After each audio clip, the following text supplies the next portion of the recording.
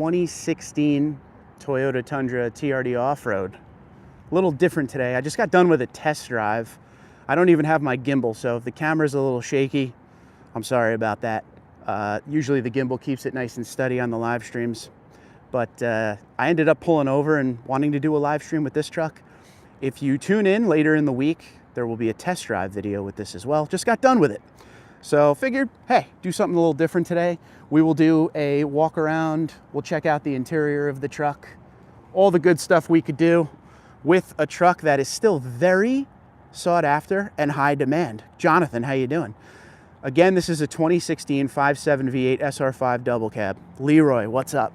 I know many of you will be happy there's still a large amount of V8 Tundra fans out there, of course. Mark, how we doing? Good to see you. So we're doing it a little different today. We've jumped on a time machine back to 2016. This is before any kind of tech really came to the Toyota Tundra.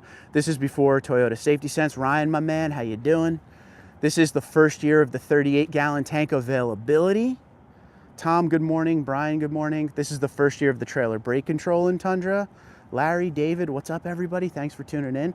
So if you're looking for a basic Tundra, this is going to be the one. I have always said, and I will stand by it forever. When it comes to second generation Toyota Tundra, the double cab, I think it's just the way to go, ladies and gentlemen, because you want that 6.5-foot bed, right? Robert, what's going on, buddy? He has a 2016. He ain't getting rid of it. Alan, good morning. Good morning, everybody signing on. But this is the best part about the classic Tundras is when you go into the back seat, you could still fit 3 grown adults back here, ladies and gentlemen. Check it out. That's awesome, right? You can even see the leg room. This seat's up a little further, but I said this in a video the other day, and I could tell you this from experience. I've owned a lot of double cab Tundras. We drove to Richmond, Virginia from New Jersey, which is like a 6-hour ride each way for NASCAR, years and years and years with 3 grown adults in the back seat. Never had a complaint, never had an issue.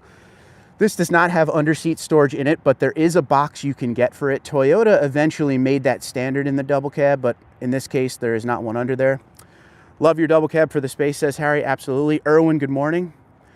Yeah, this is a really nice one, man. Again, I was saying in the drive video that I just got done making with this, people took a turn when it comes to what they want in an automotive situation, okay? There was a time where people were calling for more technology in vehicles, more fun features.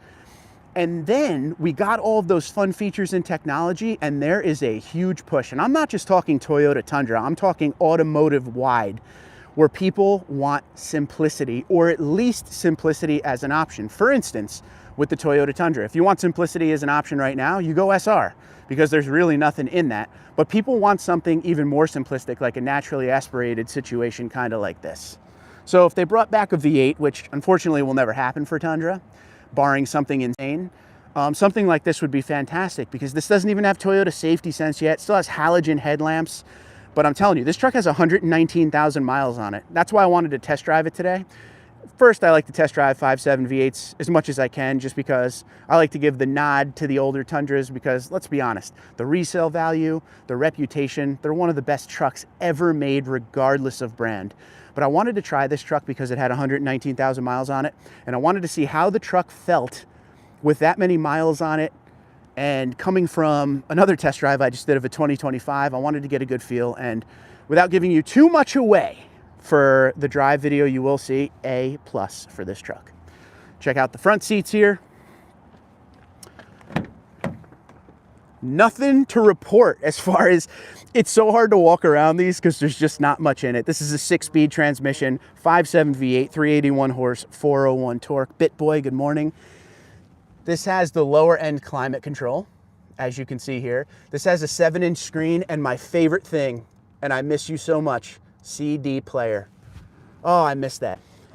I understand that you can do everything on your phone nowadays. I understand you could download every song ever made, but having the 500 CD book in my back seat and going up before taking a drive and figuring out what I was gonna throw in the CD player, I miss that very much. And the best part was the 07 to 13s had the 6 CD changer, so you could have a really good time with that. So this doesn't even have blind spot monitoring or parking sensors. You can get that on this time period of SR5, but this one doesn't have the upgrade package, as you can see. Again, the 38-gallon tank was available. This was the first year it was available for Toyota Tundra, but it wasn't a standard feature on SR5. It had to be in an upgrade package. This truck doesn't have a sticker, so I got it when I get home, check online to see if this is the 26. I believe it was a 26 or a 38-gallon. I got to figure out which one it is. As far as the bed goes, deck rail system, there's no bed lights, no outlet, none of that stuff yet. There is no button on the side to push down this tailgate. It's dampered, kind of. It has a little bit left in it. And if anybody's wondering, this truck is for sale at Conicelli Toyota, where I bought my 1794. Ryan Hood is the man to see. He's my salesman there. He's the reason I'm able to do all these test drives, so we got to give a nod to Ryan for allowing me to take these trucks. He meets me on Sunday when he's on his day off. Right now, he's over at Wawa getting coffee because I wake him up at 6 in the morning to allow me to test drive these trucks. So a huge shout out to Ryan. But if you're in the market, I don't remember the price on this. It was around like 28 grand. Once again, like 119,000 and change on the miles. Leroy misses the CD player too. That's what I'm talking about. We got to start a revolution to bring back the CD player. William, how you doing, buddy? Robert says his 2016 has 121,000 miles on it. It drives like new and never gives me any problems since I've owned it new. And that's why people love it, because this thing is just simplistic. And you hear the word simplistic and people take it as like a diss, and that's not what simplistic means here. Simplistic is a positive thing here. DVD, I don't want a DVD now. I just want the old 6 CD changer in here, baby. Here's a shot at the driver's seat. I'll even get in for you and take the key out, which was, I can't tell you how many times since I've been playing with this truck that I went to push a button that's not there. This is still the old school key right here. Look at this little screen, the old N-Tune. Here, let me pop on just so you can see. DVD audio was awesome back in the day. Glad that got a laugh. No, I just spend every day listening to people say they don't want anything extra. And I'm like, just give me a CD player and I'm good. No DVD action. Look at this old school N-Tune. Home.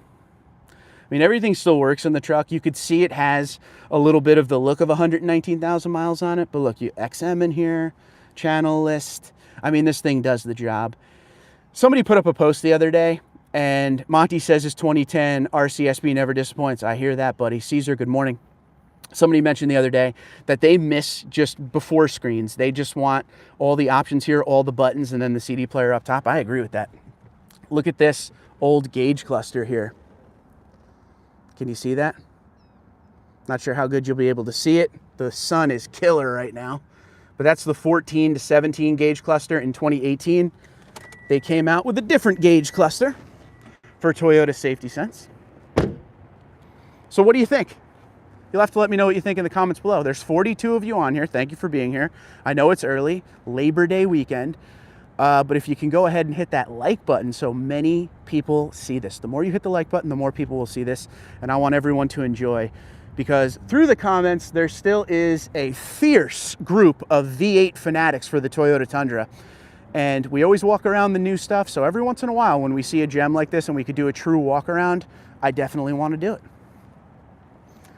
So what's your thoughts? Just staring at this, man, like this is exactly what I used to own. I had, what did I have double cab wise? My 07 was a double cab. It was a 4.7 liter SR5, 6-seater with the column shifter. My 09 was this exact setup in white. My 2014 was the newer body style, but this exact setup in silver. My 2016 was a double cab. It was a TRD Pro.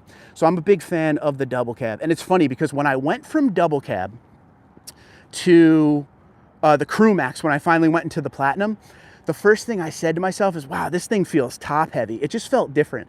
I also always felt that the double cab was the sweet spot when it came to drivability for the older generation Tundras, as far as how they felt on the road. They felt like they had a little pep in their step. This one has the single exhaust on it, but you can add the TRD dual exhaust, which really brings that exhaust to life. And you could go even louder if you want, but for me, the TRD dual exhaust would do this truck perfect. What a great truck. had to show you. This wasn't the plan for the live stream today. I don't even have my gimbal with me, so you're probably seeing an extra shaky camera.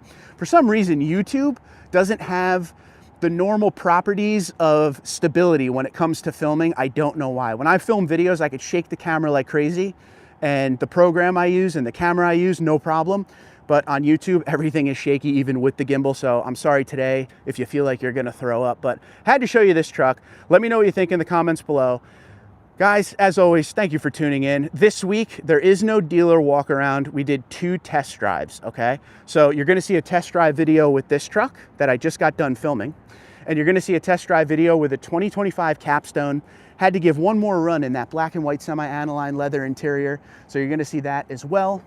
I really like the Capstone after driving it. That's like my 5th or 6th time driving one, but the reason I drove it today was really for the reason of, if you want ultimate luxury in a Toyota Tundra and you're looking for a great deal, now's the time, because they're getting rid of the interior for a new shale interior, and there's usually giant discounts around the country on Capstone, and with the end of the model year, you probably get a great deal. But if you don't care about any of that new gen stuff and you want a great deal, contact Ryan Hood at Conacelli Toyota. If you're looking at this puppy here, I'll be jealous of you. Until next time, folks, God bless you. God bless the United States of America. God bless the troops and first responders out there. Have a fantastic Labor Day weekend. Thanks so much for tuning in. Hit that like button on your way out. And don't forget to go in the comments and let me know what you think of this 2016 Toyota Tundra SR5 TRD Off-Road Double Cab 5.7 V8. Take care.